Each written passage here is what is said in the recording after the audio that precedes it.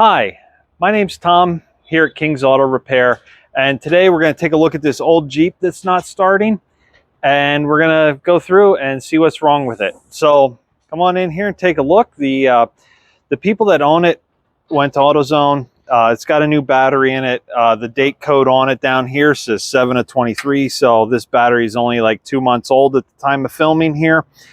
And we checked it, and they said when the car sits, you can't start it again, which I thought, all right, let's bring it in, let's check it, let's see what's going on. So I got my meter hooked up here, and you can pick up a meter at Harbor Freight or wherever, hardware store, wherever you find it best to pick up this kind of stuff. Mine's professional level.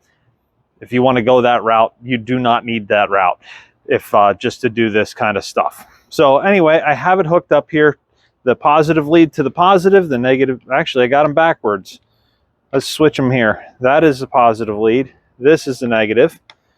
Reads the same thing, just but without the negative right there. So get the leads hooked up correctly, and I'm gonna go and try and start this, and we should see something pretty interesting on here.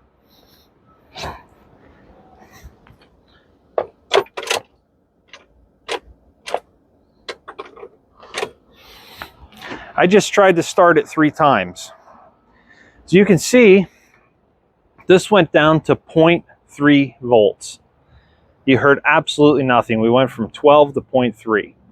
So we know that, or it looked like our battery had a charge, and now it doesn't. It looks like when we tried to start it, everything just went away. So let's dig in, and we'll grab a battery tester, and we'll test the battery and see what it says. All right, we got our battery tester here. So let's hook this up, and we're going to see what this says. Should say about what our meter says over there.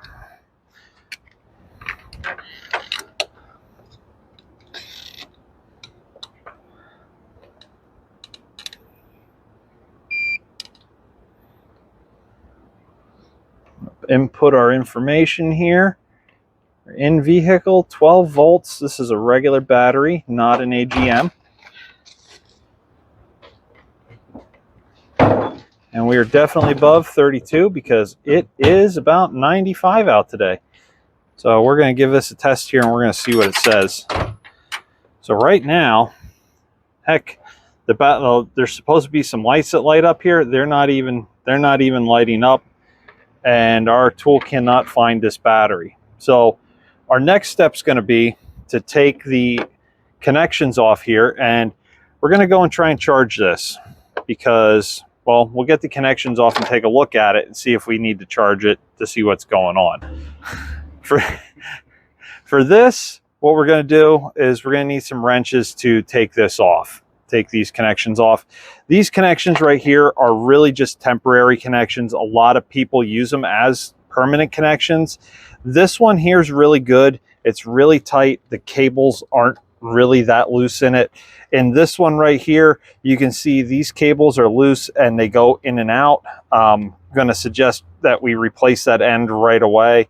That is just not a good connection. And when you're dealing with information or issues like this, that kind of stuff can make the whole problem right there. So let's take this off. And I did get the right wrenches before. This one's a little different over here. We have a metric one on one side. Oh, we got noises. Interesting. When I move it, there's noises. And we're going to take this one off over here. And I got another tool down here. Oh no, right here. Get our battery spread open here, terminal spread open. Oh, lots of noises. I think we're going to find our problem here. So when we go and take that off, let me take this one off. Oh, yeah. All right. So I'm thinking we have found our problem, because I'm willing to bet if I were to hook up the battery tester right now just to this battery, we're going to find a good battery. But what we're seeing right here is a bunch of corrosion from the old battery, and that corrosion right there is causing the nose start on this car. That corrosion is basically blocking the electricity from flowing out of the battery and into these wires here. So what we're going to need to do is take this and clean this up. And I bet if we clean this one up and we clean this one up, the car is going to start every time like it's supposed to. So let me go grab a battery cleaning tool. All right, so we got our battery terminal cleaner here. This one is well used. The end of it's flat. It's usually domed here, but we're going to use this end to clean up the terminal in the battery, and we're going to use this end to clean up the terminal in the car. So what we're going to do is we're going to keep that together right here. Just be careful when you do this. You don't want to breathe this stuff. This is lead. This is can cause cognitive issues, you know, if you happen to eat it. So just that little bit of wiping around there. We got a brand new clean surface on there, and we're going to do the same over here. Looks like we got to do this one a little bit more. This one's a lot crustier.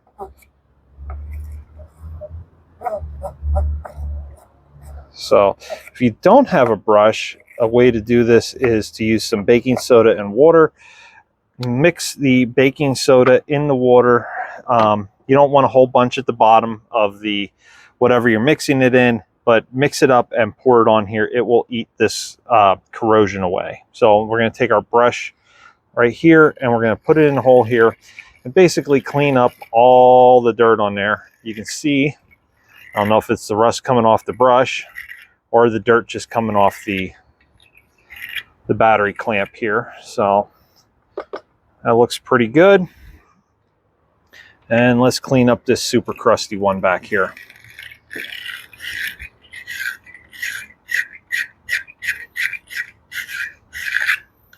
Oof.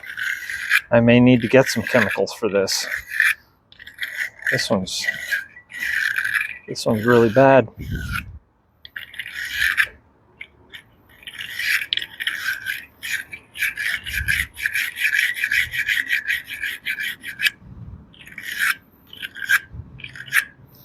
Oh, I am going to need a little bit chemical help on this one. This one's pretty bad. Did lots of brushing there. You can still see there's a bunch of corrosion down there. So let me go grab some chemicals here and we'll get that to eat that away. A little bit of baking soda and water. So I went and I grabbed some chemical battery cleaner. We actually use a company, BG. It actually has a leak detector in it, just to see if there's any cracks in the tops of the batteries, and it works really well. You can use baking soda and water. We use this. It's a lot faster. You start doing it on a professional level. Speed is the name of the game. And if someone can provide you with a product that can do it without you having to do all the legwork, you become much more efficient. So we're going to take this and we're just going to put a little on here.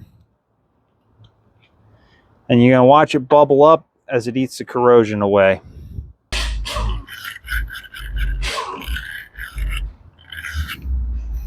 All right, that looks pretty good.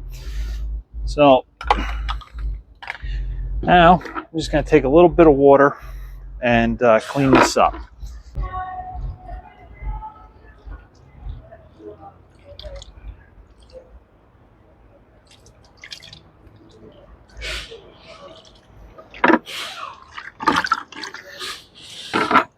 Now, just to kind of prove this theory, I'm going to take this battery tester. We're going to start it up and we're going to try and test this battery again.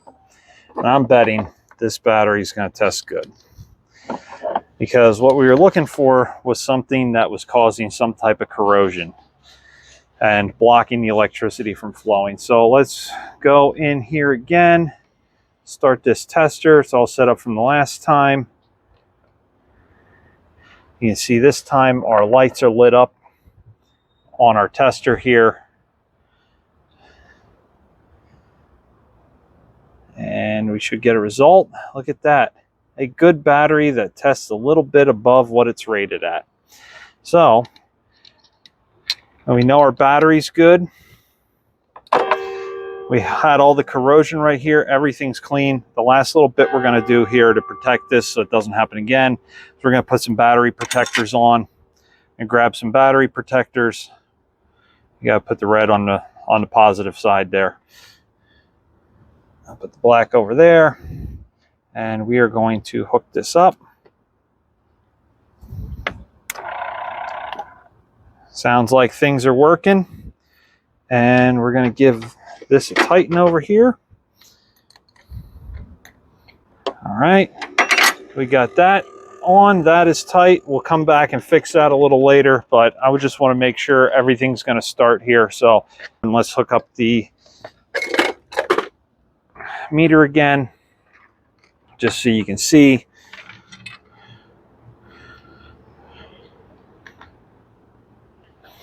We got 12.5 volts, and I'm going to go try and start it now.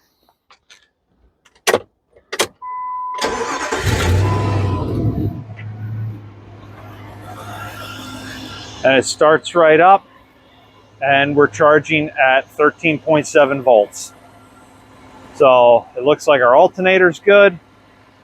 It looks like we just had a bad connection at the battery. Like I said, this battery, the longest it could have been put in is the beginning of July there.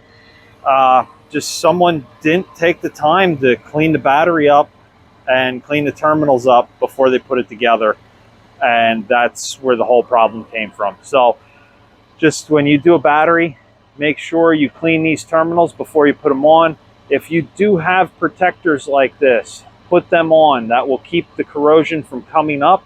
The batteries do vent gases, and with those gases, sometimes acid comes out and it reacts with the terminals here, and that's where you get your corrosion from. So just when you put these pads on, that keeps the acid from coming up and starting the corrosion on those terminals, makes your battery last longer. So anyway, that's what happened right here. Just a bad battery install.